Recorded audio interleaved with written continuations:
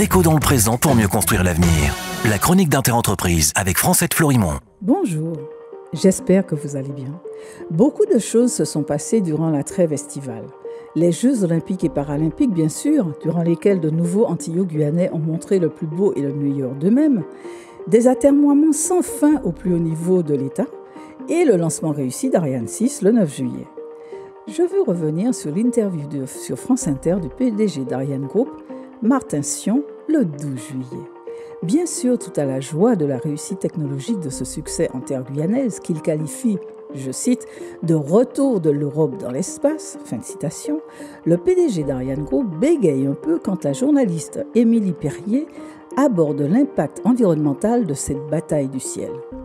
Elle note que la seule consommation électrique de la ville de Kourou représente 18% de la consommation totale d'électricité de ce territoire.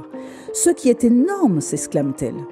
Cela est d'autant plus apostrophant que des zones entières où vivent des Guyanais ne bénéficient pas de cette profusion énergétique.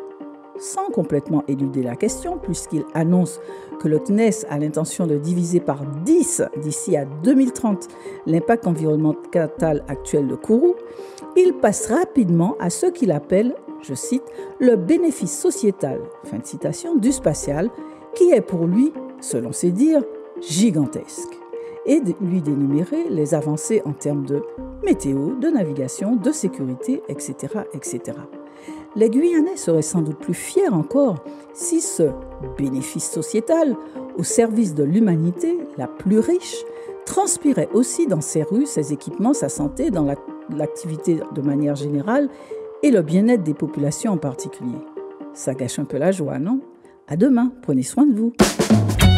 Déco dans le présent pour mieux construire l'avenir. La chronique d'Interentreprise avec Francette Florimond.